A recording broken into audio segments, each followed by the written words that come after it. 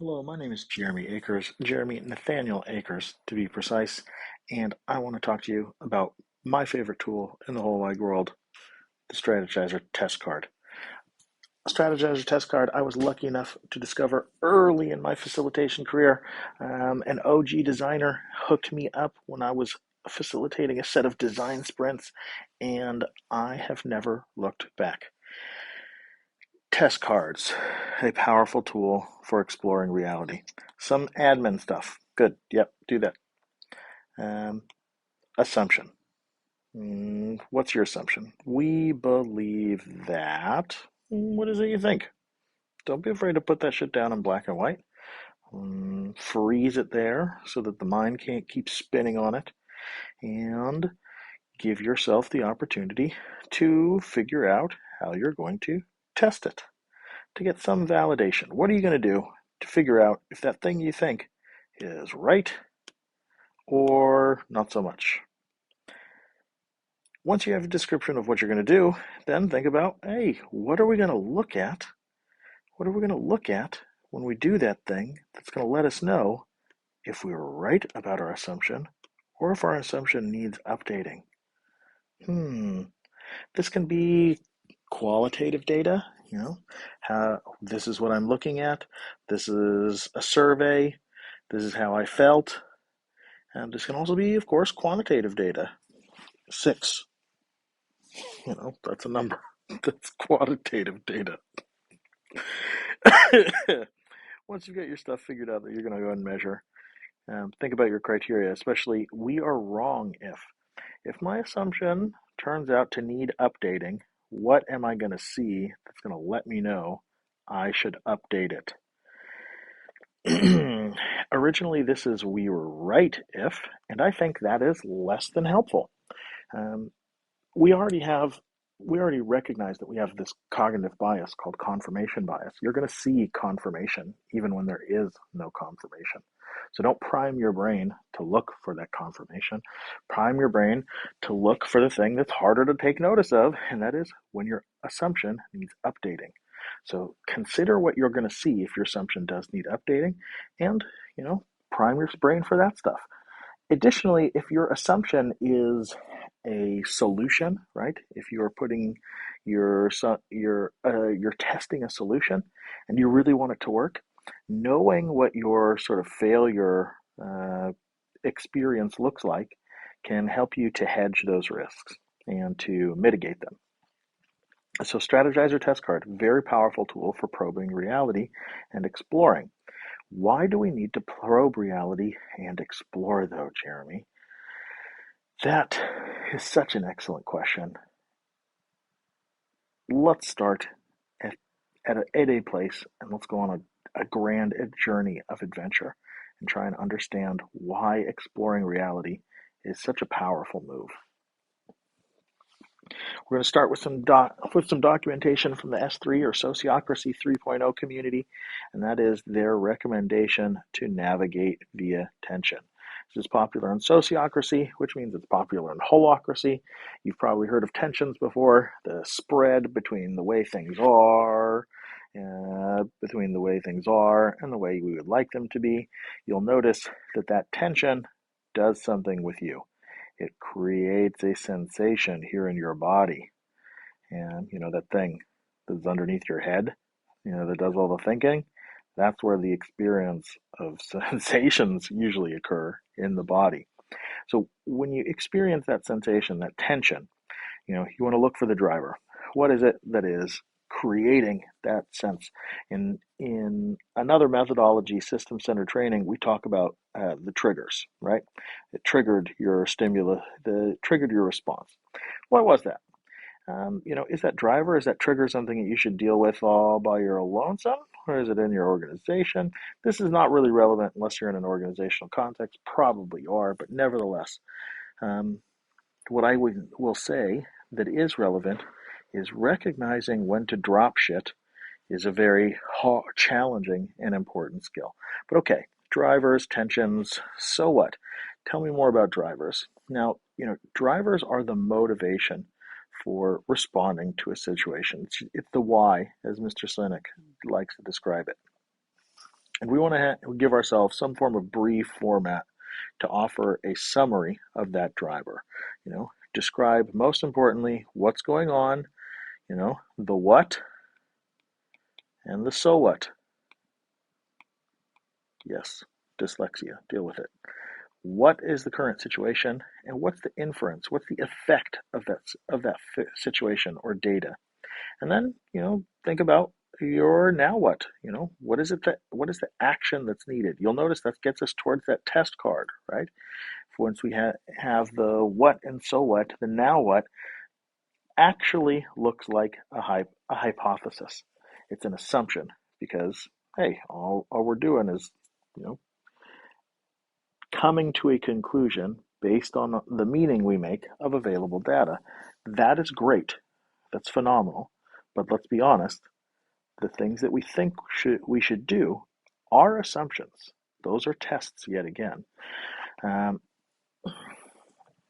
that's that's a pretty good point, but I still want to drive this home and dig a little bit deeper.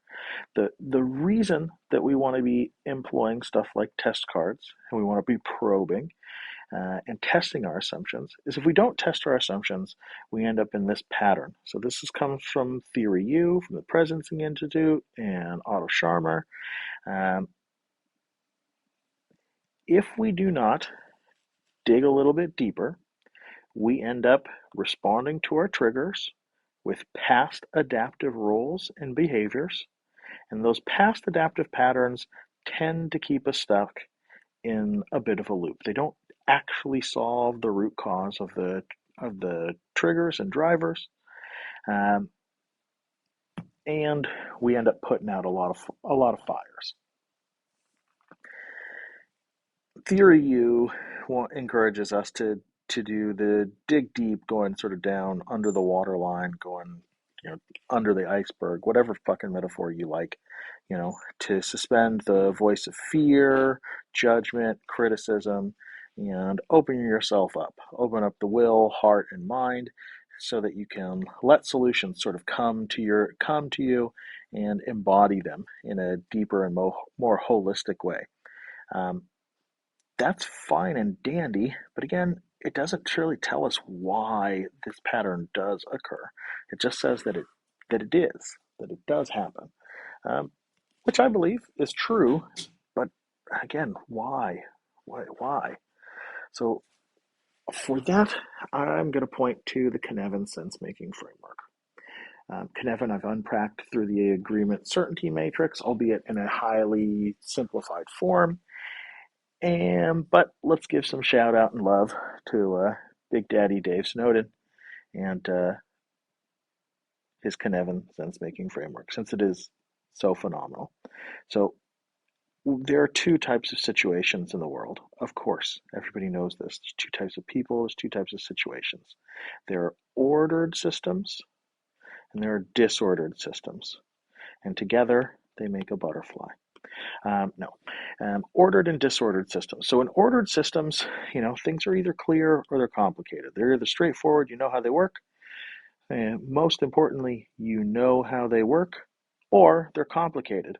They're they're knowable, but probably unfamiliar. They have a lot of detail, nuance. This might not be your domain of expertise, but they are importantly knowable. The cool thing about all of these ordered systems, is that you're in the category of Googleable questions, right? You open up a box of furniture from IKEA, you see lots of unfamiliar parts, but guess what? As soon as you find the instruction manual, boom, Kallax activated. Um, it's simple enough to deal with. So if you're especially in a complicated thing where it's unfamiliar, well, first you got to familiarize yourself with it, find the appropriate expertise, and then you're pretty much good to go. It's not rocket science from there, right? It's got more moving parts than something clear, but hey, it's easy enough to deal with. So this is a space for explanation. This is a space for analysis, right? Explanation and analysis are superpowers, especially in this complicated domain. Unfortunately, if you try to apply the explanation and analysis in either of these, the chaotic or the complex domain, the disordered domain, you are opening yourself up to get an upgrade into chaos every time. Because complex, especially the domain of complexity, has a different blueprint compared to complicated. Complex is the unknown, right? Complex requires continuous exploration. It requires probing and testing reality in order to reveal what is unknown. Once you have revealed all of the different facets and aspects of the complex, you might be able to figure out, oh, now that I know how everything fits together, it now becomes complicated. Um, but when you first show up into that sort of fog of war, you got to sort of clear the map and figure out what your territory is, right? So in the context of complex, this is where strategies like the Strategyzer test card and testing your assumptions, probing reality, become real fucking superpowers. If you find yourself in a complicated domain, just do what the fuck ever. So I want to switch visuals to something a little bit more classic just to underscore this point, which is what I like to call the search algorithm of the domain, right? So let's just poke and pay attention to complex and complicated and notice the differences in what we want to do to search the solution space. When it comes to complicated, we always want to sense, analyze, and respond. Sense, open the box and see what's in it. Analyze, find the instructions. 3, respond, assemble. Sense, analyze, respond. Works great in the complicated domain. If what we're talking about is logistics, if what we're talking about is especially, mostly in the world of atoms, then this can work real great. This can help us find solutions to even big technical widgets. However, if we are in the complex, and I'm going to make a shorthand and equate the complex with relationality, with relationship, right? You'll notice relationships don't have atoms to them. You can't see them. Therefore, you kind of have to sort of test them. I don't mean test your relationships. I do not come giving me like complaints if you're a jackass and you will decide to test your life partner in in ways that are stupid. But what I mean is if you're in the realm of relationship, of dynamics, of interaction, these are things that are kind of mysterious. And I want to use an example that I hear from Nora Bateson a lot.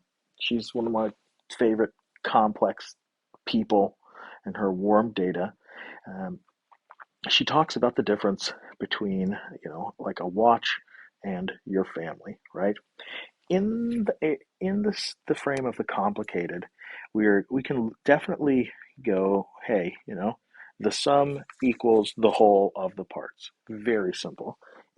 If my car has a broken part, I can replace that part. If I want my car to go faster, I can upgrade that part, right?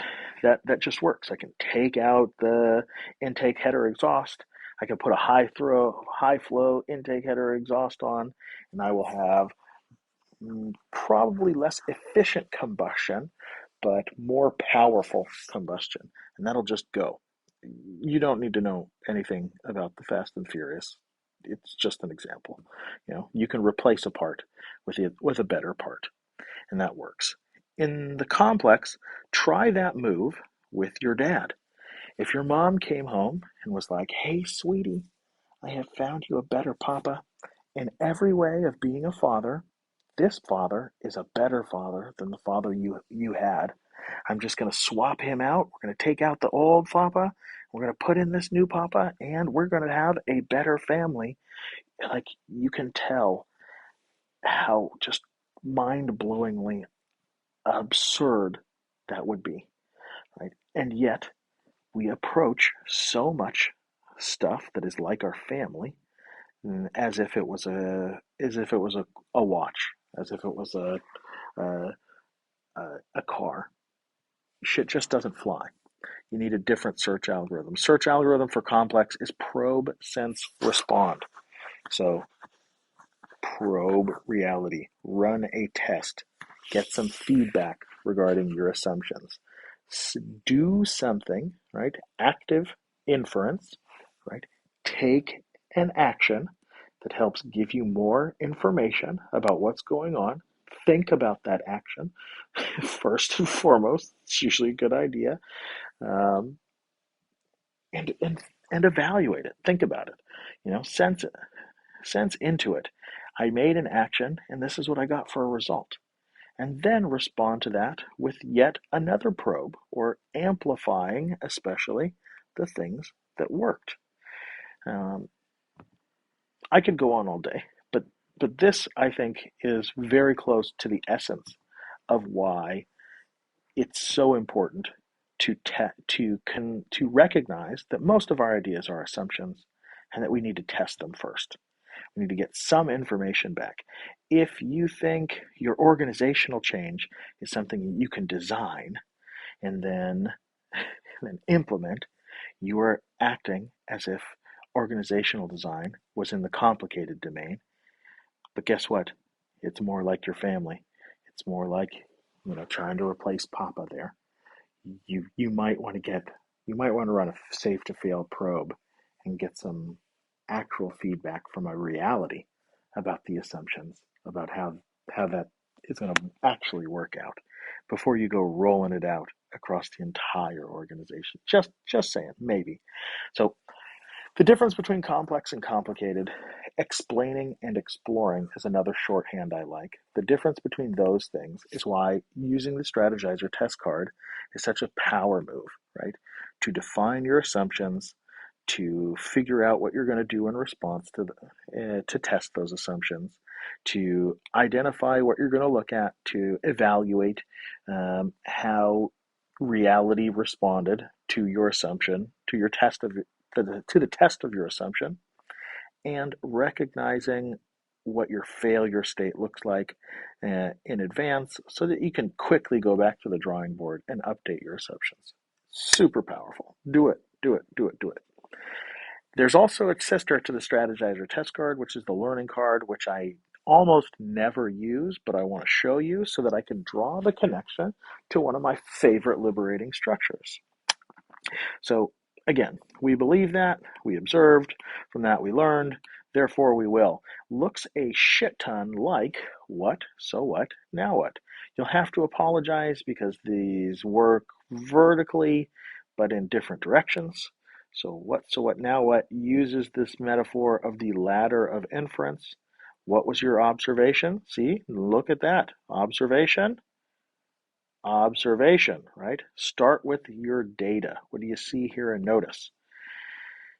Inference, what meaning do you ascribe to that data? What additional assumptions, what conclusions do you draw? What beliefs, right? Learning. Inference. What we saw was, and the meaning especially that we make of what we saw equals. And now what? What is the action that makes sense based on this data and the meaning you make of it? Again, therefore we will. Look at these things back and forth. What, so what, now what? Again, a very powerful tool to organize thinking on a domain agnostic basis. I can I can promise you that if you organize thoughts and especially deliver your thoughts in this format of what, so what, now what, you will help give people a clear chain of causality up and down the stack of your thinking, and that can enable us to think on parallel tracks, especially in series, rather than you thinking about this action, and I was talking about mostly about that observable data, and then but you really want to talk about that action, and that doesn't make sense based on the meaning that I make of that observable data. And so we get into this back and forth, bitch fest, and argue because we are talking about completely different things. So if you can work on your stack, and then I can work on my stack, then maybe, just maybe, we can have a more coherent conversation um, rather than going back and forth. Just work on yours, work on mine. At any rate, that's a little bit of a different thing from a little bit of a different theory. But the ladder of inference and what so what now what is the thing that I like to use more than the learning card. So here we have it. We have our imaginary, which, yes, assumptions are imaginary. Newsflash: if you don't know what an imaginary is, look it up. It's exactly, kind of, almost, maybe, precisely what it sounds like. Imaginary is imaginary, right? It's something that doesn't exist, which is why we've got to test it. And then we do our what, so, what, now, what, and away we go. Strategyzer test cards. I've probably been rambling at you for too long, but this is the vibe. Use yourself a Strategyzer test card. Um, what are tests good for? So I was talking to Gilberto from Collectivo, trying to learn from his experience of writing an impact report for Collectivo, as I am getting fired up about writing an impact report for Regions Unite. And he was sharing me his knowledge, and he corroborated a different source that I had that said, hey, you know what? Write the impact report before you do the test. And which sounds a little crazy, but I think what he was saying um, is this: understand and define your whole test, your hypothesis, your test, your metrics, and your failure conditions before you go out and run your experiment, so that when you have run your experiment, you can come back and compare those notes to your initial assumptions, and you can clearly articulate your learning because you had an idea and you ran a test. And using that format helps to basically de-risk the the endeavor. You know, I want to write an impact report for Regions Unite so that some motherfucker will give us money to keep doing the shit we're doing. But how do I expect that to happen if I can't cogently describe the shit that we're doing, and especially why we're doing it? What is our assumption about reality? What are we doing to test that assumption? What are we looking at to evaluate whether we're right or our assumption needs updating?